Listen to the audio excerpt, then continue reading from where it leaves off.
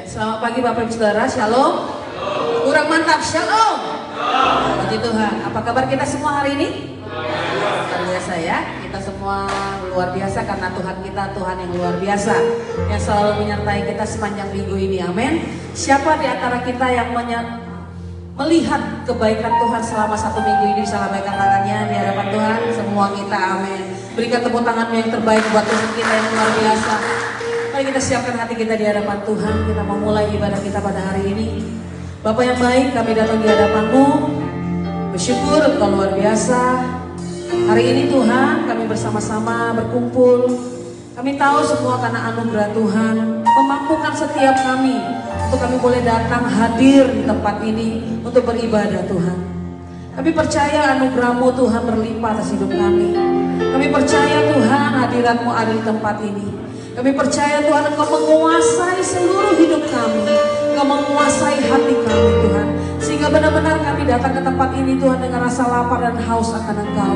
Dan kami percaya ketika kami datang dengan rasa lapar dan haus akan Engkau, maka kami semua akan dipuaskan oleh Tuhan.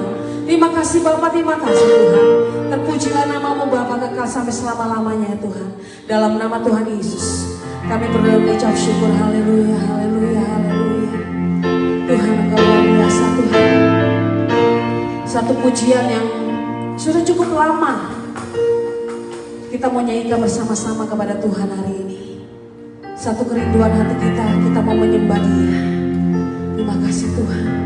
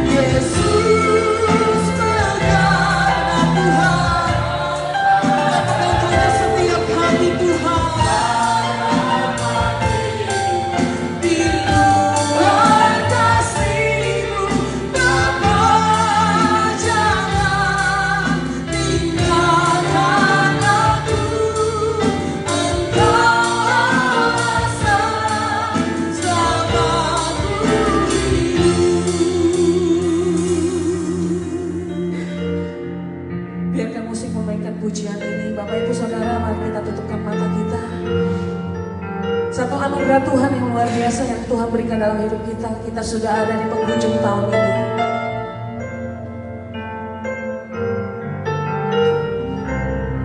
Apa yang kita bisa berikan kepada Tuhan mengakhiri tahun ini? Apa yang kita mau berikan kepada Tuhan mengakhiri tahun ini? Mari kita benar-benar berkata kepada Tuhan, Tuhan, pegang erat tangan kami Tuhan. Kami tidak dapat hidup tanpa Engkau. Di luar kasih-Mu, di luar kasih karunia-Mu, kami gak bisa Tuhan. Hari ini kita mau bersama-sama menaikkan syukur kita kepada Tuhan. Betapa baiknya Tuhan dan luar biasanya Tuhan dalam hidup kita. Makasih Tuhan, terima kasih Tuhan.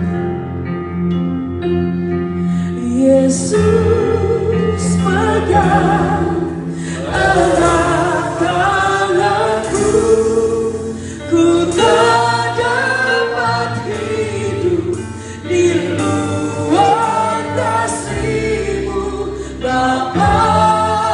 Jangan tinggalkan aku, Engkau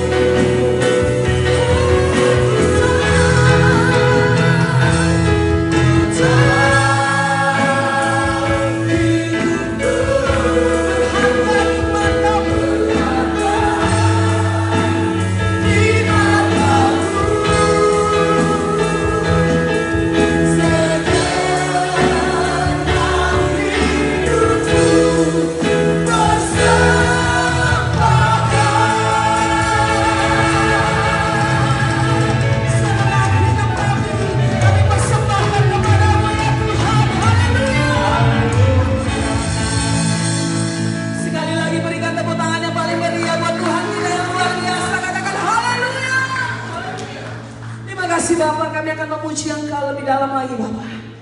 Karena kami tahu Tuhan, hidup kami adalah hidup untuk menyembah Engkau. Dalam nama Tuhan Yesus kami berdoa mengucap syukur. Haleluya. Bersama kita katakan amin. Tepuk tangan buat Tuhan kita yang luar biasa. Haleluya. Kasih kifat kanan kiri kita minimal 10 orang. Katakan kamu luar biasa. Oh, keluar dari tempat duduknya yuk. Ayo kasih kesemangat buat kiri kanannya, bahwa Tuhan kita Tuhan luar biasa, maka kita semua adalah orang-orang yang luar biasa. Amin. Haleluya. Siapa yang di sini mau menari buat Tuhan? Bisa jangan lambaikan tangan. Yang mau menari buat Tuhan, ayo kita menari buat Tuhan ya. Haleluya. Sama-sama kita katakan, Yesus kekasih jiwaku, sungguh ku percaya padamu, karena kasih-Mu padaku tebus dosaku. Dan negeri dan kenyamanan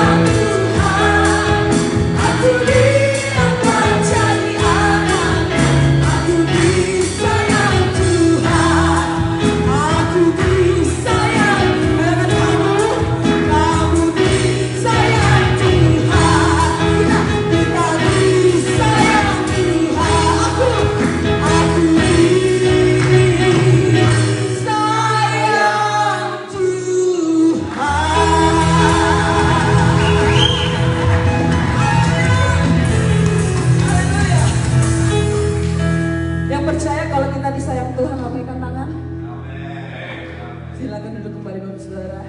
Haleluya. Saya tahu jemaat Narwas itu adalah jemaat yang disayang oleh Tuhan. Amin. Karena besar setia Tuhan itu dalam hidup setiap kita. Amin. Terima kasih Tuhan Yesus. Terima kasih Bapa.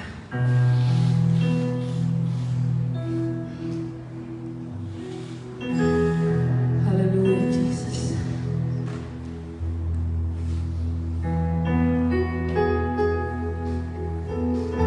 Sebelum kita mendengarkan firman Tuhan, bahkan kita ada perjamuan kudus.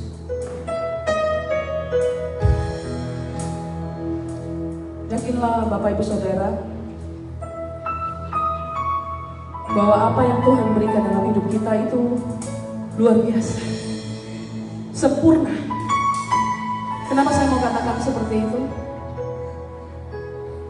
Karena kita melihat pemeliharaan Tuhan yang sempurna, walaupun kita melewati banyak gelombang, tapi janji Tuhan itu gak pernah gagal dalam hidup kita.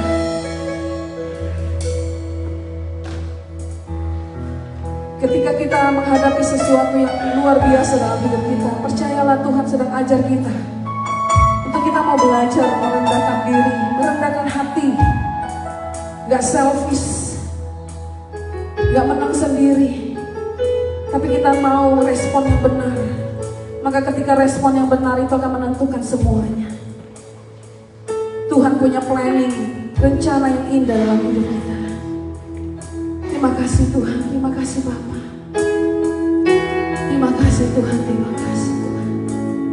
Yes Lord Jesus. Sungguh besar setiamu, Kau nyatakan bagiku. Kau Bapa yang selalu mengerti isi hatiku. Kemuliaan-Mu Kau janjikan. Aku tetap percaya.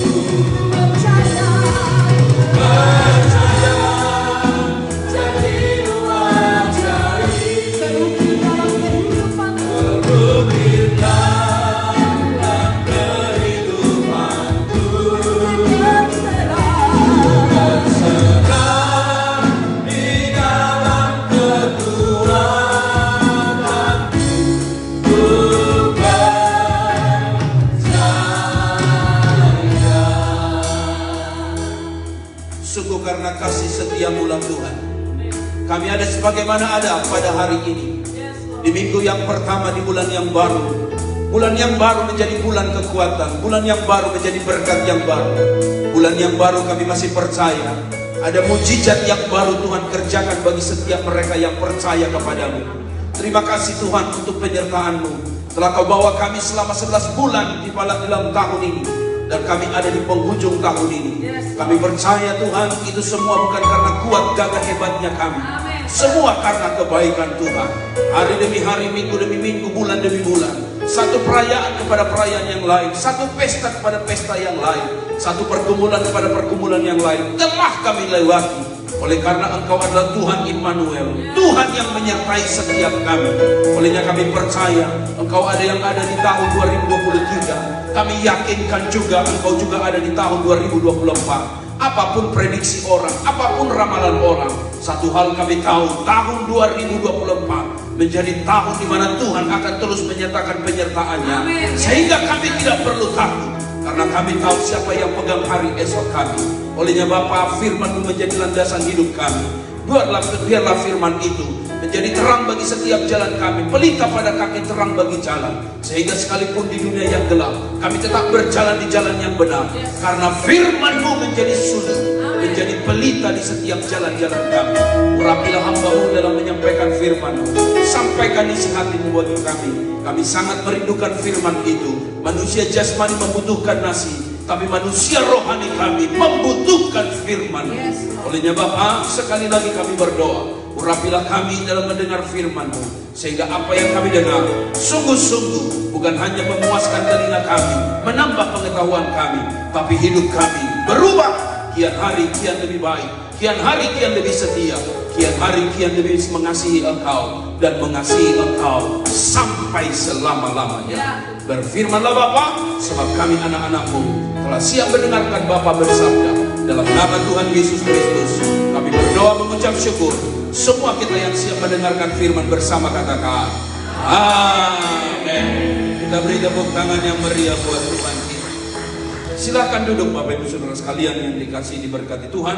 Terima kasih untuk tim Praise and Worship yang telah mengambil bagian dalam pelayanan pada minggu pagi ini. Dan tentunya mengucapkan salam sejahtera buat semua kita. Shalom. Puji Tuhan kita dapat berjumpa kembali, semua karena kebaikan Tuhan. Ambil waktu yang baik, tempat yang baik, suasana yang baik untuk kita sama-sama mendengarkan firman pada hari ini.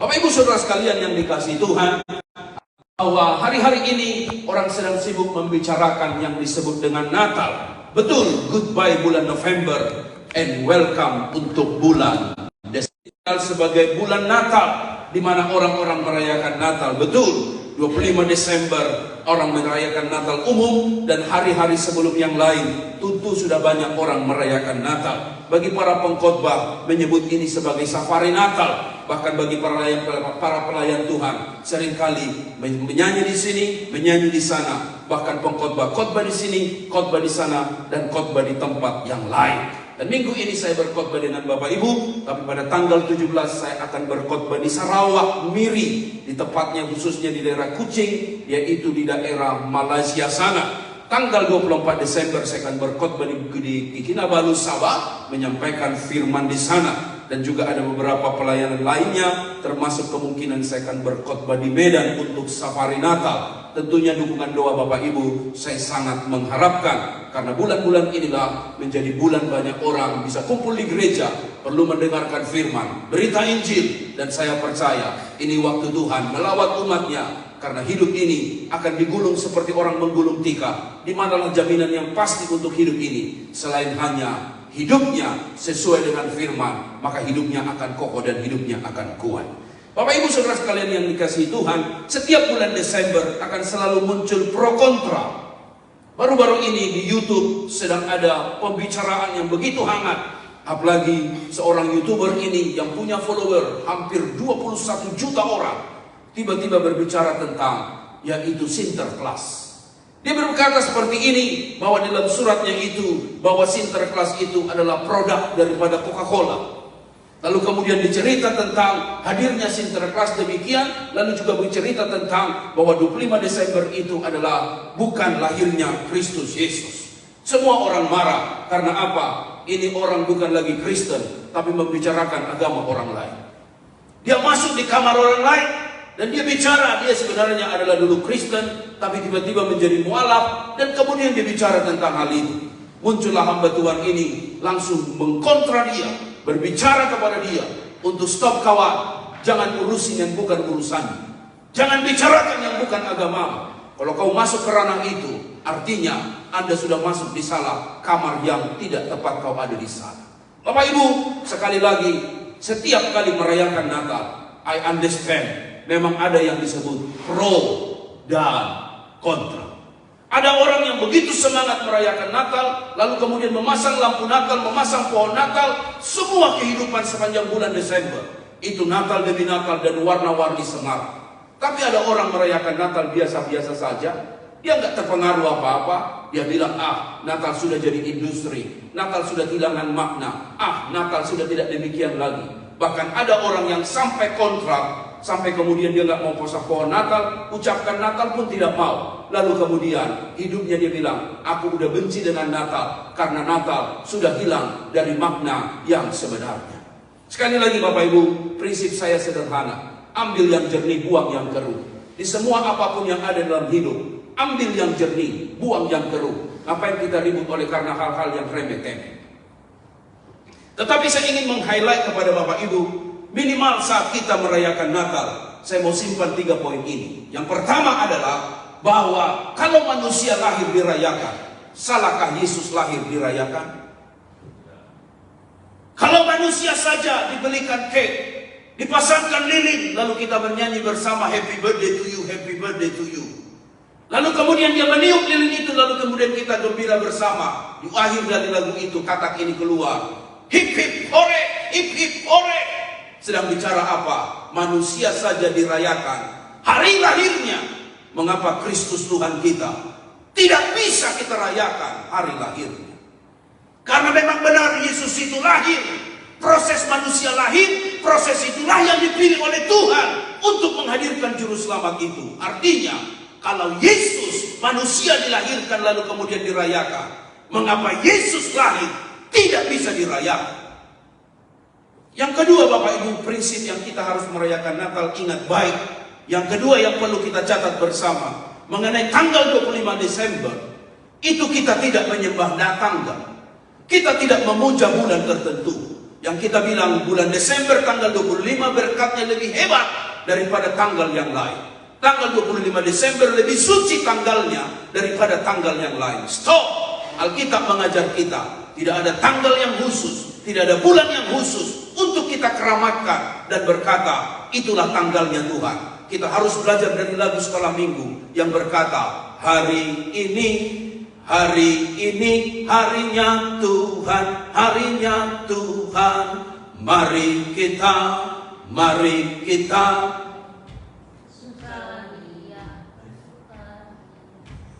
hari ini harinya Tuhan. Terus mari kita bersukaria. Nyanyi, hari ini harinya Tuhan. Hari Senin, hari Selasa, harinya Tuhan, harinya Tuhan.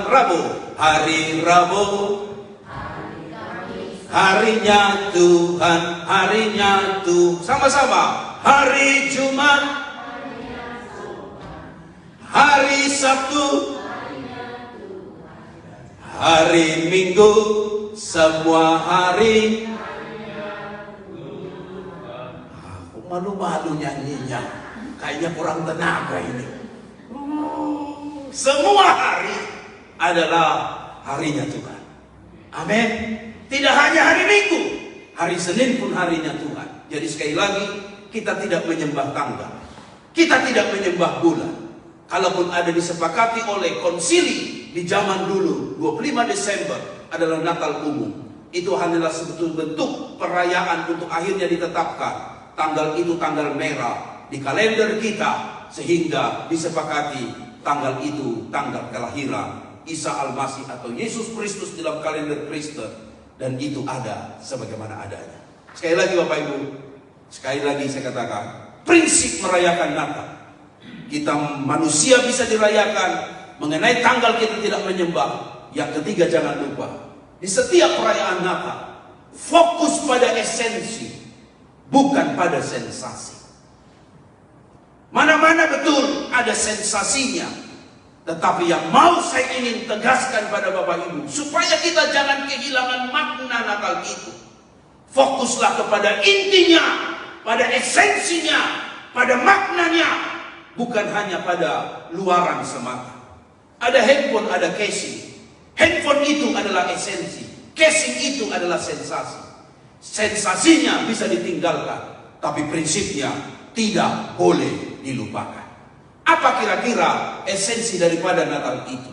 Yohanes 3 ayat 16 sedang bicara begini. Karena begitu besar kasih Tuhan akan dunia ini, sehingga ia telah mengaruniakan anaknya yang tunggal, supaya setiap orang yang percaya kepadanya tidak binasa, melainkan beroleh hidup yang kekal. Inilah esensi Natal itu. Dalam bahasa Inggris disebutkan seperti ini. For God so loved the world that He gave His only begotten Son, that whoever believes in Him should not perish but have everlasting life. Sedang bicara kepada kita Bapak Ibu, esensi Natal yang pertama adalah Tuhan menjelma menjadi manusia. Ini poin yang harus kita pegang bersama. Boleh kita tidak ada baju baru, boleh kita tidak ada sepatu baru, mungkin hiasan Natal jauh daripada hidup kita karena kita terbatas dalam keuangan finansial. Tapi dengar baik, Tuhan yang baik itu menjelma menjadi manusia. Itu satu berita yang harus kau miliki. Itu Dia korbankan begitu luar biasa. Ada banyak agama ingin manusia mau jadi Tuhan, manusia ingin menyapai Tuhan dan kemudian menjadi the holy man. Tapi ada satu perendahan yang begitu hebat. Tuhan tidak tetap ada di singgasananya, tapi memilih rupa menjadi manusia. Manusia yang sama seperti kita, manusia yang lemah, manusia yang syarat dengan yang disebut dengan keputusasaan dan penderitaan. Rupa itulah yang diambil oleh Tuhan, menjelma menjadi manusia. Artinya Bapak Ibu, betapa sayangnya Tuhan atas hidup kita. Katakan amin. Betapa pedulinya hidup kita, Tuhan akan hidup kita. Kenapa Dia memilih manusia? Jawabnya sederhana. Dia mau menyelamatkan manusia. Dia tidak memilih jadi malaikat. Dia tidak memilih jadi seekor domba. Dia tidak memilih menjadi seseorang yang begitu hebat dan kemudian menjadi kaisar mungkin. Tapi Dia memilih manusia yang hina, supaya Dia bisa menjangkau engkau yang merasa dirimu tidak layak dan engkau berkata, aku papa, aku tidak mampu. Dan Dia menjumpai engkau yang mungkin merasa engkau penuh dengan penderitaan, menjadi memilih menjadi manusia sama seperti kita. Yang kedua Bapak Ibu, esensi Natal saya ingin bicara, Tuhan memberi yang terbaik. Dia tidak beri yang disebut dengan anak orang lain. Dia tidak memberikan satu bentuk benda malaikat yang ada di angkasa sana. Tidak, Dia memberikan yang terbaik. Yang terbaik itu apa? Anaknya sendiri. Bukankah anaknya itu adalah bentuk daripada representasi dirinya? Dia memberi dirinya sendiri. Itulah menjadi motivasi buat kita. Jangan hanya merayakan Natal biasa-biasa. Jangan hanya merayakan Natal seperti biasa, tapi rayakanlah Natal memberi yang terbaik untuk Tuhan. Katakan amin. Beri tepuk tangan dulu yang meriah buat Tuhan kita yang hebat dan luar biasa. Natal yang kita rayakan tiap tahun akan berbeda. Kalau kita sama dalam motivasi ini, kalau Tuhan saja bisa memberikan anaknya yang tunggal buat kita, mengapa kita tidak bisa berikan waktu kita untuk di Natal ini? Mengapa kita tidak bisa berikan sesuatu yang mungkin dapat menyukseskan perayaan Natal ini? Kita berilah yang terbaik, karena Tuhan terlebih dahulu memberi yang terbaik buat kita. Katakan amin. Sesibuk-sibuknya engkau, hari Natal engkau harus datang untuk engkau berkata, Tuhan, engkau sendiri memberikan yang mahal, engkau sendiri memberikan yang terbaik. Masakan waktu pun tidak mungkin bisa berikan padamu. Berikanlah mungkin kado, berikanlah mungkin talentamu, berikanlah mungkin tenaga-tenagamu. Tapi jangan baik, jangan beri yang biasa-biasa, beri yang terbaik. Katakan amin. Tuhan tidak pernah memberi second class. Tuhan tidak pernah memberi barang murahan. Dia memberi yang terbaik dalam hidup kita. Kalau Dia beri yang terbaik dalam hidup kita, betapa Dia menghargai setiap hidup kita. Hanya memang karena Dia mengasihi dan peduli akan hidup kita. Yang ketiga adalah esensi Natal sedang bicara tentang pengharapan hidup bagi orang berdosa. Ini adalah satu berita baik yang tidak boleh kau lupakan. Apa itu? Bahwa Natal ini adalah berita yang sangat penuh pengharapan. Dikatakan bahwa orang yang percaya kepadanya tidak binasa melainkan beroleh hidup yang kekal. Ujung daripada dosa maut berakhir kepada kebinasaan kekal. Tapi yang luar biasa, dengar baik, engkau tidak akan lagi mati dengan dosamu. Engkau lagi tidak binasa dengan segala kealpaan hidupmu. Tapi engkau beroleh pengharapan hari ini. Apa? Yang percaya kepadanya tidak binasa, melainkan beroleh hidup yang kekal sampai selama-lamanya. Saat saya menyiapkan khotbah ini, terbersit di hati ini untuk mau bilang begini dengan Bapak Ibu. Apa yang Tuhan bicarakan sederhana saja. Natal hanya akan bermakna kalau engkau menyadari hidupmu orang berdosa. Kalau engkau merasa dirimu engkau hebat, engkau merasa dirimu engkau tidak butuh Tuhan, dengar baik, Natal gak bikin efek apa-apa di hidupmu.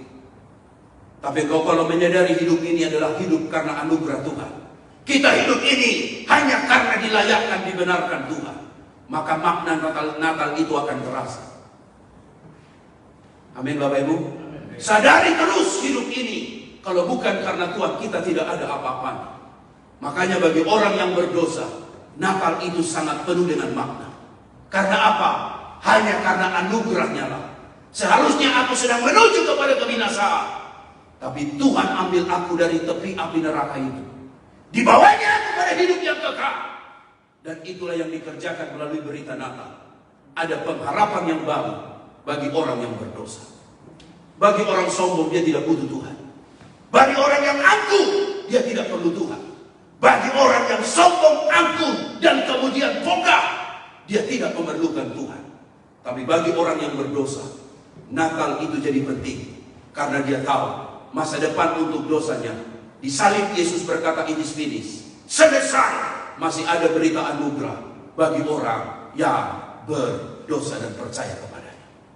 Minggu yang lalu sengaja saya membawa khotbah ini. Paulus menyadari dirinya, di dalam banyak hal dia banyak kelebihan. Dia orang Ibrani asli, suku Benyamin.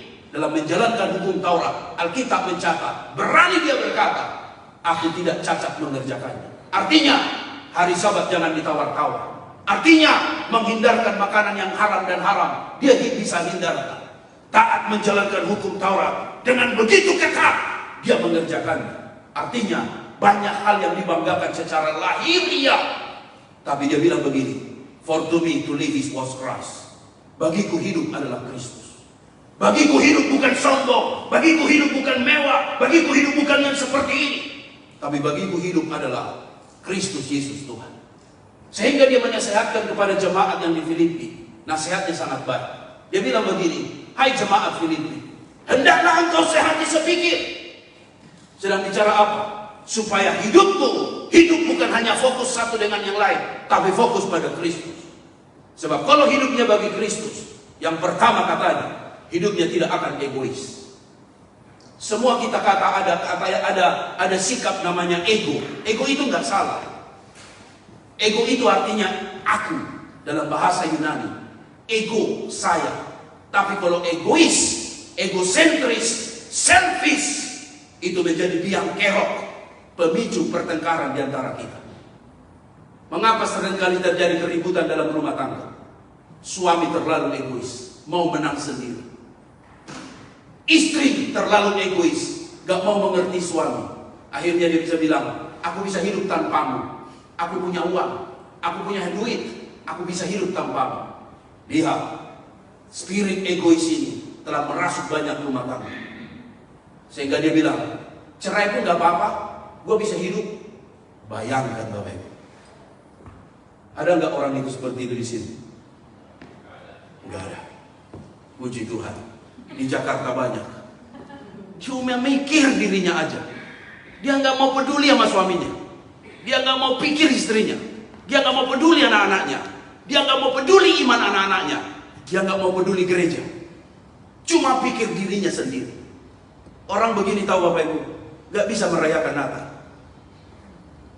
Karena Natal cerita tentang kepedulian. Katakan amin. Natal cerita kepedulian. Orang egois nggak bisa merayakan Natal. Bisa dia hadir, pakai baju merah, warna hijau, kakinya mungkin sepatunya warna putih, akhirnya bajunya merah, hijau, dan putih, seperti pohon Natal. Tetapi jauh daripada makna Natal itu. Karena makna Natal hanya akan terjadi kalau kau menyadari dirimu orang berdosa. Kalau kau tidak menyadari dirimu orang berdosa, Natal gak bikin efek apa-apa di hidupmu. Paulus menasihatkan, kalau hidupmu bagi Kristus, dengar, seperti roti dan cawan itu perjamuan kudus, dipecahkan. Apa artinya? Itulah hidup Kristus. Dipecahkan bagi banyak orang. Seperti anggur itu, darah Kristus dicurahkan. Apa artinya? Itulah hidup orang Kristen, tercurah bagi banyak orang. Kalau dulu kita belum bertobat, kita cuma pikir diri kita. Betul Bapak Ibu? I, me, and myself. Lo mau mati, mati aja. Gue gak mikirin, peduli amat. Tapi setelah kita hidup dalam Kristus, Rasul Paulus mulai memikirkan bagaimana jiwa-jiwa dimenangkan. Sampai rela di penjara, sampai rela meninggalkan semuanya, sampai harus rela membuat tenda supaya jangan membebani jemaat, hanya demi Injil dan pemberitaannya. Spirit apakah itu? Bagaimana dia menyadari, for to me to live is Christ, bagiku hidup adalah Kristus. Yang kedua, Paulus menasihatkan jemaat Filipi, jangan haus akan pujian. Karena jemaat Filipi sangat gemar. Oh, puji dong aku, hormati dong aku. Dengar baik Bapak Ibu, orang yang begini kemanapun jadi biang kerok, selalu mau butuh pujian orang. Apakah engkau gak cukup dengan dirimu? Kenapa harus, lo kasih like dong, jempol. Masa kita hidup karena like orang? Ketika kita tidak di like, cuma dikasih kelingking, kita marah. Emang lo pikir gua ayam, lo kasih ini? Gua kan manusia, tersinggung.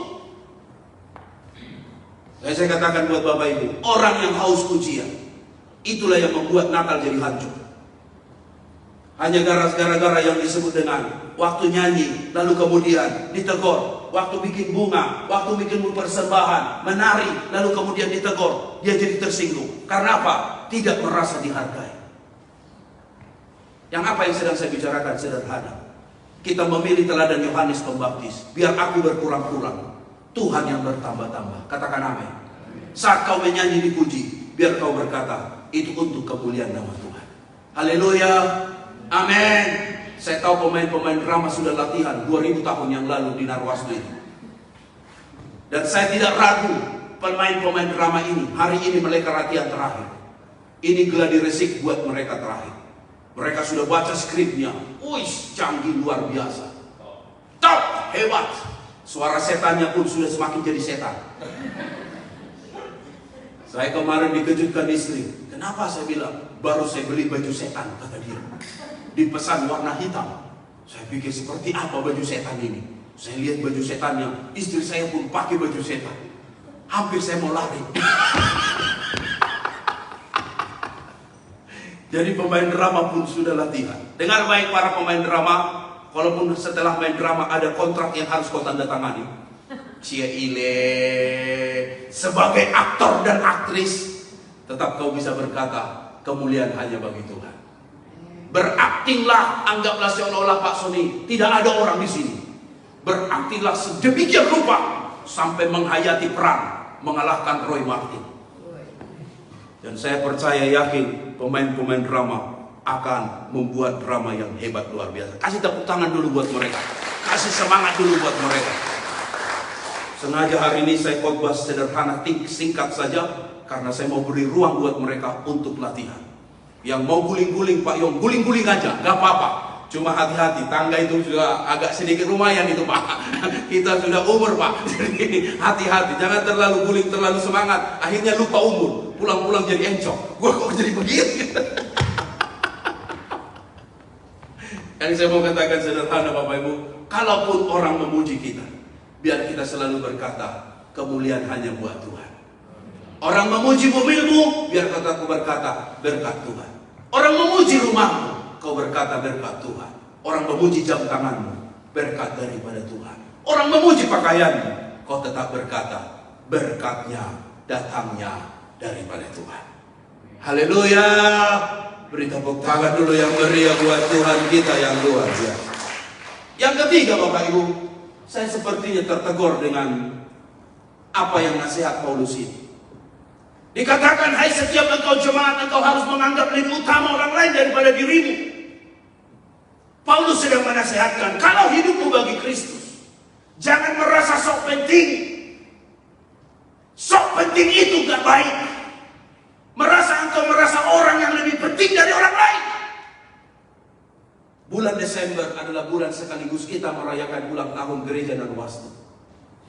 Saya harus berkata di hadapan Bapak Ibu, saya tidak menjadi lebih penting di gereja ini dibanding orang lain. Sekalipun saya tahu saya pastor, saya gembala, tapi satu hal saya mengerti, gereja ini miliknya Tuhan Yesus.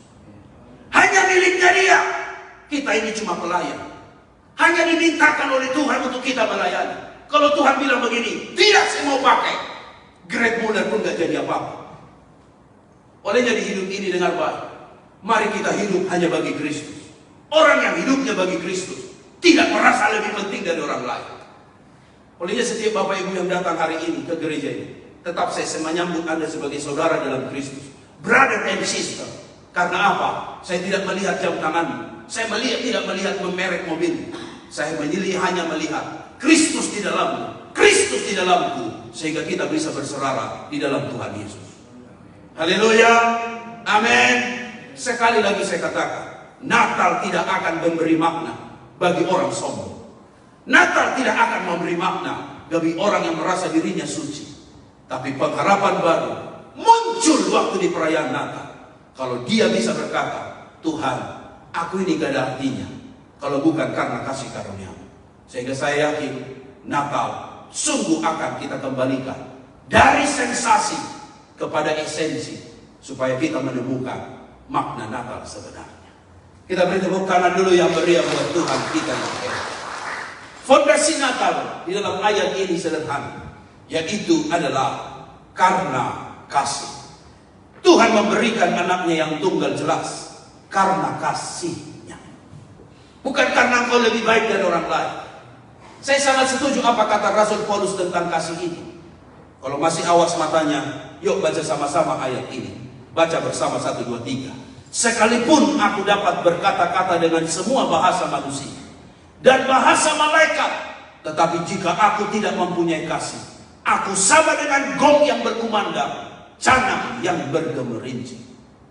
Kalau kita ketemu orang, dia tahu minimal 3 bahasa, kita sangat membanggakan dia. Dia bisa bahasa Mandarin, dia bahasa Inggris, dia bisa bahasa Jawa. Kita bilang keren amat loh. Kalau bisa bahasa Jawa pasti bisa menguasai Indonesia. Kalau bisa bahasa Inggris, oh Eropa mah gampang. Tahu Mandarin lagi, oh hebat. Tapi dengar, jangankan 3 bahasa itu, sekalipun engkau mungkin tahu bahasa malaikat, tapi kalau engkau tidak punya kasih, engkau seperti gong yang bunyinya yaitu berkumandang, tapi sama sekali kosong. Kasih sangat penting. Seperti canang yang gemerinci, hanya bunyi doang asbun, tapi tidak ada kasih. Buat apa? Ada banyak orang di gereja, bukan cuma di sini, di tempat lain pun. Oh, kalau sudah nyembah Tuhan, bukan main kata-katanya. Oh, penuh dengan makna yang rohani. Tapi keluar dari gereja, yang keluar dari mulutnya malah justru sumpah serapah, maki-maki orang, kutuk orang.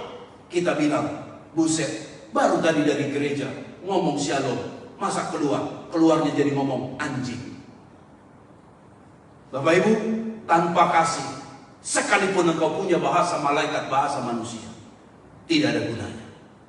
Ayat yang kedua, sekalipun aku mempunyai karunia untuk bernubuat, dan aku mengetahui segala rahasia dan memiliki seluruh pengetahuan, sekalipun aku memiliki iman yang sempurna untuk memindahkan gunung, tetapi jika aku tidak mempunyai kasih, aku sama sekali tidak berguna. Karunia itu penting. Karunia itu membuat orang menjadi terpengaruh kepada orang lain dan mempengaruhi orang lain. Tetapi sekalipun karuniamu banyak, tidak ada kasih. Dengar, bukan saya yang ngomong, firman yang ngomong. Gak ada gunanya. Mungkin engkau seperti karunianya pendeta yang dari Kalimantan itu, namanya pendeta Simon atau Simon, yang dia berdoa bernubuat menyembuhkan banyak orang, sampai akhirnya kemana-mana dia digemari banyak orang, menjadi YouTuber sekaligus. Oh, hebat, luar biasa. Tapi dengar, kalau engkau tidak punya kasih, gak ada gunanya. Betul Bapak Ibu? Betul Bapak Ibu? Kalau engkau tidak punya kasih, gak ada gunanya. Yang ketiga dikatakan, dan sekalipun aku membagi-bagikan sesuatu yang ada padaku, bahkan menyerahkan tubuhku untuk dibakar, tapi jika aku tidak mempunyai kasih, sedikit pun tidak ada faedahnya bagiku. Seolah menjadi nasihat khotbah buat kita. Dengar baik, di perayaan Natal, apapun yang kau persembahkan, dasarilah itu karena engkau mengasihi Tuhan. Bisa katakan amin? Bisa katakan amin? Dasarilah itu karena engkau mengasihi Tuhan. Setiap minggu kita memberi persembahan di kotak ini. Saya bangga dengan Bapak Ibu. Bapak Ibu punya pengorbanan luar biasa. Setianya hebat. Hebat. Saya sebagai gembala sangat berterima kasih untuk kontribusi Bapak Ibu. Tapi saya terus mengarahkan Bapak Ibu kepada motivasi ini. Jangan memberi karena terpaksa. Amin. Amin. Jangan memberi karena terpaksa. Jangan memberi karena malu sama orang. Jangan. Kalaupun itu pernah ada, tapi saya katakan, jangan. Tapi memberilah karena engkau mengasihi Tuhan. Itulah level paling tinggi dari setiap pemberian. Engkau memberi karena engkau apa? Mengasihi Tuhan. Bukan memberi karena minta untung. Aku kasih $10 supaya aku dapat makan di sana. Aku kasih $15 supaya aku dapat nambah di sana. Aku kasih $20 supaya pulang dari Narwaslu aku bawa bungkusan. Kita tidak memberi karena benefit. Kita memberi karena kita mengasihi Tuhan. Itu level yang paling tinggi. Sehingga apapun tidak akan bisa mendistract hidup kita. Sekalipun mungkin doamu tidak dijawab, padahal engkau sudah memberi perpuluhan, kau tetap bisa bilang begini, aku memberi bukan untuk sembuh. Amin. Amin. Amin. Aku memberi bukan untuk untung. Sekalipun mungkin habis kebaktian ini engkau eksiden di luar, masa aku sudah beri perpuluhanku, aku sudah menyumbang Natal, aku sudah memberikan kepada Tuhan, masa aku dapatnya kemalangan, kecelakaan? Engkau akan tetap bilang begini, tidak. Aku memberi bukan untuk aku diselamatkan, tapi aku memberi karena aku mengasihi Tuhan. Haleluya. Amin. Ini level yang harus saya drop di hati Bapak Ibu. Supaya apapun yang Bapak Ibu persembahkan untuk Tuhan, seandainya tidak datang baliknya dengan yang sama, engkau tetap bisa bilang, aku memberi karena aku mengasihi Tuhan. Haleluya. Amin. Saya tahu Bapak Ibu sangat mengasihi Tuhan di Narwaslu ini. Saya mengerti. Ada orang-orang yang memberikan uangnya, tenaganya, sampai bilang, Pak, saya tidak mau klaim dari gereja. Saya bilang, Tuhan yang membalaskannya. Tiba-tiba kemarin saya lihat di rumah kami, Pak Jimmy berubah menjadi kayak warehouse. Kado di mana-mana. Ibu Yuli itu bungkus ini, bungkus itu, bungkus ini, pesan barang ini, beli barang itu. Saya lihat rumah kami, sudah jadi sinterklas aku, kata istri saya. Saya sebagai suami lihat-lihat, saya istriku ini, dari mana lah duitnya dia ini? Beli ini, beli ini, beli itu. Saya mau dekati dia, saya mau ngomong sama dia. Emang lo ada klaim dari gereja untuk itu? Saya mau ngomong gitu. Tiba-tiba Roh Kudus bicara di hati saya. Dia bilang begini, biarkan dia memberi itu untuk Tuhan. saya mundur langsung. Kalau dia memang kerjakan itu untuk Tuhan, kenapa harus aku ngomel dan cerewet? Betul Bapak Ibu? Dengar nih hai suami-suami, kalau istrimu mengerjakan sesuatu itu untuk Tuhan, jangan cerewet kau, diam kau.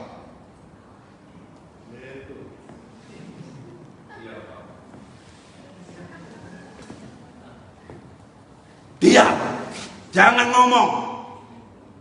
Kalau dia mau beri itu untuk Tuhan, amin.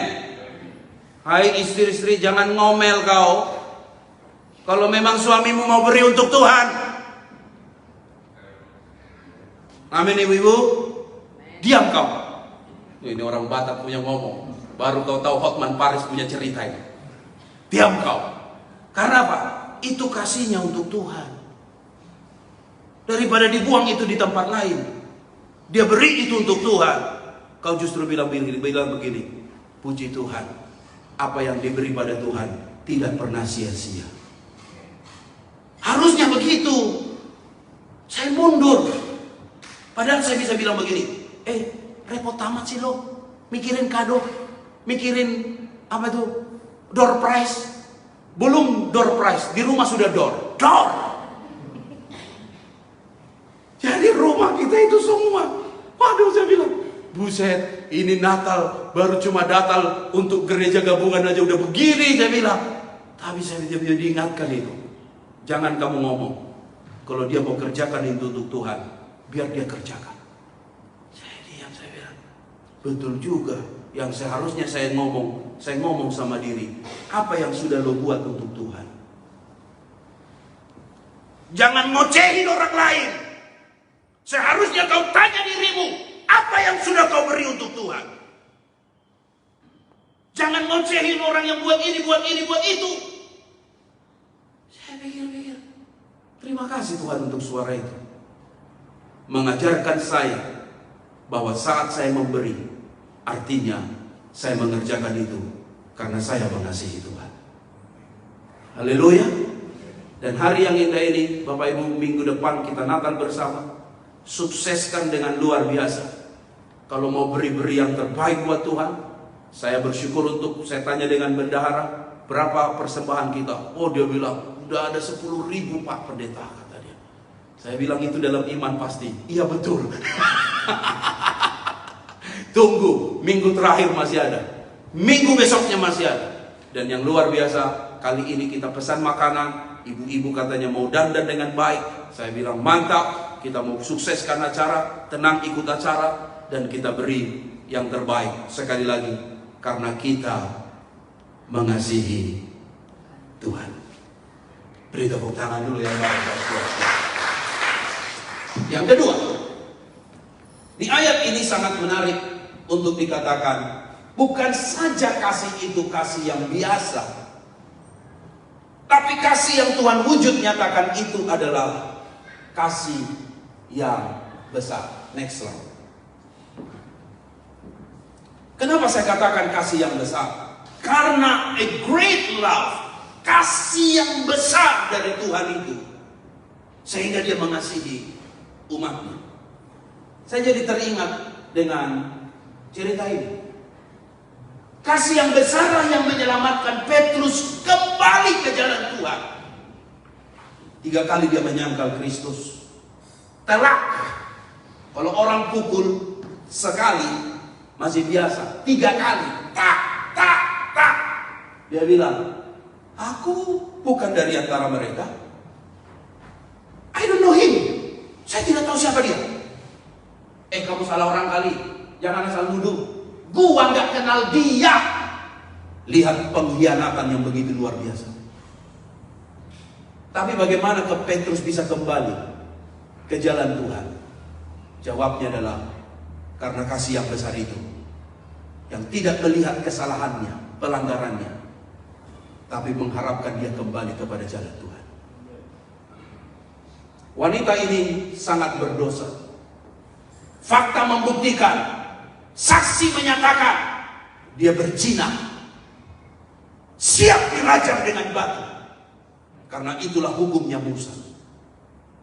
Saat dia berjumpa dengan Kristus, lihat, kasih yang besar itulah yang mengampuni orang wanita ini. Sehingga Tuhan bilang begini, aku pun tidak menghukum engkau. Pergilah, jangan berbuat dosa mulai dari sekarang. Boy, saya pikir luar biasa. Dia mendapat sesuatu pencerahan. Sudah siap mau dimasakkan, mati di tempat. Oleh karena dosa perzinahan yang dikerjakan. Tapi bayangkan Bapak Ibu, Kristus yang kudus dan suci itu, tiba-tiba dia bilang begini, aku pun tidak menghukum engkau. Pergilah, jangan berbuat dosa lagi. Dan itu luar biasa. Haleluya. Yang ketiga Bapak Ibu, kasih yang besar itulah yang melihat potensi besar dari hidup John Newton. Seorang yang disebut penjual hamba-hamba dari Afrika, berdosanya bukan main. Tapi akhirnya orang itu dipakai Tuhan sehingga terciptalah lagu Amazing Grace. Kalau bukan karena kasih Tuhan yang besar itu, John Newton tetaplah John Newton. Tapi mengapa ini orang bisa akhirnya menginspirasi dengan lagu yang hebat itu? Karena Tuhan masih melihat kesempatan yang kedua untuk hidup lebih baik dari seorang John Newton. Bapak Ibu dengar baik, hari ini saya mau drop ini buat di poin Bapak Ibu. Seberdosa apapun engkau, sejatuh apapun hidupmu, ingat, kasih Tuhan lebih besar dari pelanggaran kita. Amin. Seberdosa apapun engkau, sejahat apapun engkau, sebejat apapun hidupmu, dengar nih, kembalilah. Tuhan bilang begini, aku pun tidak menghukum engkau. Pergilah, jangan berbuat dosa lagi mulai dari sekarang. Hanya ada Tuhan yang tahu dan diri kita. Dan kasih yang besar itu Tuhan alamatkan buat kita di hari yang minggu ini. Ingati baik, kasih Tuhan jauh lebih besar dari semua kelemahan kita. Haleluya. Amin. Amin. Makanya di Natal ini, bawa suamimu, bawa istrimu, bawa saudaramu, teman-temanmu. Mungkin dia bilang, aku nggak layak Pak Pendeta, aku penuh dengan dosa, aku nggak layak teman, aku penuh dengan kelemahan. No. Tuhan nggak lihat dosamu, tapi Tuhan lihat hatimu mau datang ibadah di waktu Natal nanti. Amin. Kalau manusia orang Farisi suka lihat dosa, oh suka keponya setengah mati, selalu lihat yang titik hitam itu. Tapi saya mau katakan pada Bapak Ibu, Tuhan lihat kertas yang putih itu. Tuhan gak terlalu peduli dengan apa yang menjadi dosa pelanggaran. Karena apa? Kasih Tuhan jauh lebih besar dari semua pelanggaran kita. Beri tepuk tangan dulu yang meriah buat Tuhan kita yang hebat. Yang terakhir, sasaran Natal adalah kasih kepada orang-orang yang hilang. Kasih Tuhan kepada orang-orang yang hilang. Saya ngerti di waktu Natal ada Kristen ya, I know, Kristen napas. Apa itu Kristen napas? Natal dan Paskah. Oh, ini datang cuma Natal aja dan Paskah. Kita tahu itu. Oh, lu mah cuma Kristen napas. Saya ngerti. Ada orang begitu. Mungkin teman kita waktu kita kerja, dia bilang, gua nggak mau ke gereja. Gua ke gereja untuk 3 hal aja. Yang pertama, gua dibaptis. Yang kedua, gua married. Yang ketiga, kalau gua mati, insya Allah gua mati di tempat pendeta, kata dia. Ada orang yang begitu. Tapi tahu Bapak Ibu, di Natal inilah sasaran untuk bisa menjangkau mereka. Supaya orang-orang yang begini, dulu pun kita begitu bukan? Dulu pun kita alergi gereja, gak mau gereja. Gereja itu untuk orang-orang tua. Tapi kasih Tuhan menjamah menyentuh kita.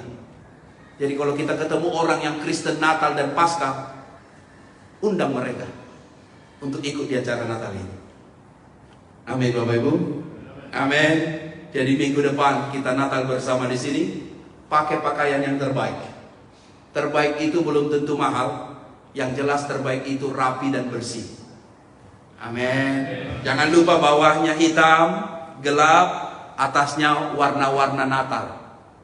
Jadi waktu foto nanti kita, apalagi foto pakai Ultra 23, terasa langsung.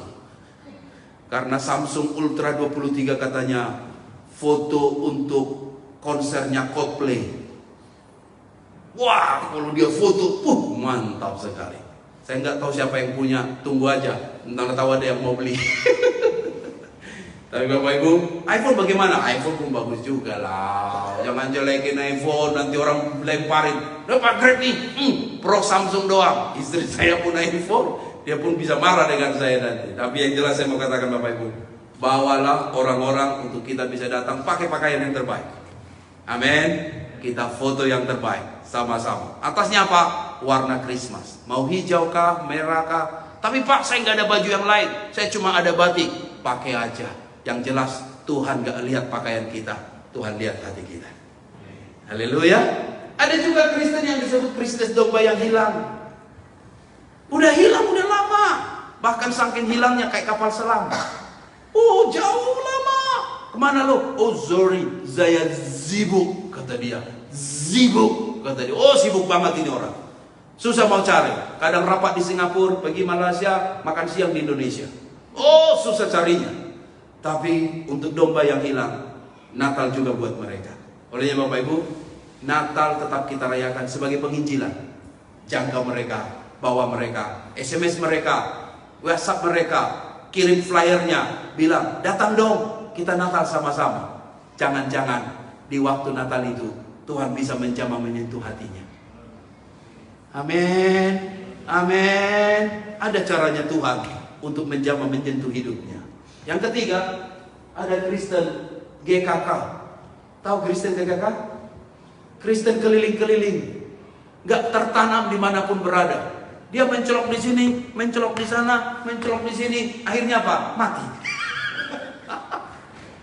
Tapi ada Kristen yang begini, kita jangan hakimi, kita jangan marahi. Justru kita bawa dia, yuk. Ada Natal nih. Mana tahu Tuhan menjamah menyentuh hatinya. Sehingga dia tertanam satu gereja.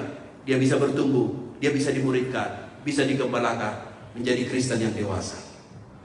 Amin. Sekali lagi Bapak Ibu. Satu jiwa lagi untuk Tuhan Yesus. Dan saya yakin Natal bukan sebatas cuma perayaan. Tapi Natal sudah jadi penginjilan. Kita menjangkau orang. Datang untuk dibawa jiwa kepada Tuhan Yesus. Minggu depan siapkan diri kita datang lebih awal. Hari Sabtu kita sudah buka gereja jam 3. Sekolah ini sudah buka. Daud sudah ada. Mas Kristo jam 5 akan dekorasi. Dia komandonya. Jadi saya yakin tangan dia tangan yang mantap dipakai Tuhan bikin dekorasi. Seperti apa? Tunggu tanggal mainnya. Dia akan sulap ini semua untuk menjadi dekorasi yang hebat. Wah, oh Pak Greg yakin sekali. Saya udah tahu.